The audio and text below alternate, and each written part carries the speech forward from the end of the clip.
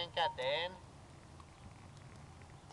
Varpu, katsot, että oikea käsi ei saa olla nyt alempi. Jos sulla on oikea käsi alempana, sä houkuttelet sen hevosen asettuu ulospäin.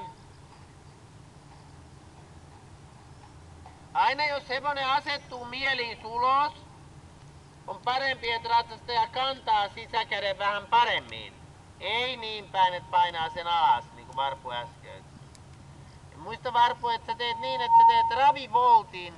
Suurennat voltilta ympyrän, niin että se tulee tänne ympyrälle, se hevonen väistää ympyrälle suurentaen uran.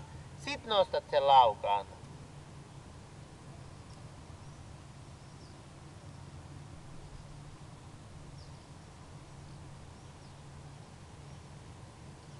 Vielä pyrkii aavistuksen Maria sierain ulos.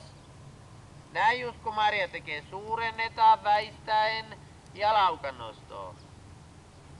Ja herkkyyttä oikeeseen käteen.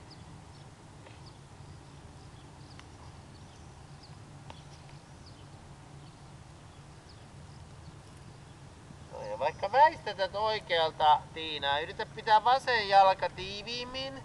Se ei ole ihan edessä siellä vasemmassa jalassa nyt.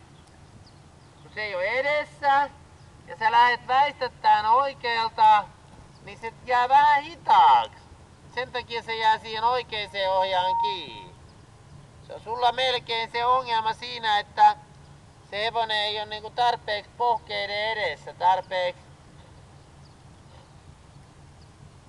niinku vasemman jalan edessä. Maria rentoutta. Siinä on kyllä niinku hienoa askelta, mutta se selkä on liian jäykkää. Se on niinku tarpeeksi pehmeä siinä voltilla, se on uran muotoinen. No, se suurentaminen on hyvä, Maria. Sen sä teet hyvin.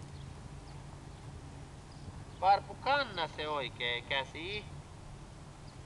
Et paina sitä alas.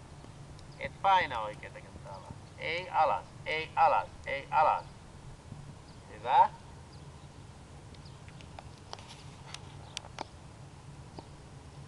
No, siellä on aika hyvä ravi, Maria.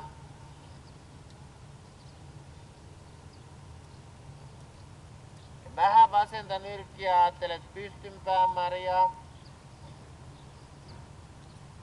Tiina, muista, että sä asetat ennen volttia. Meet suoraan ja asetat. Ei niin, että sä alat asettaa ja annat hevosen kääntyä.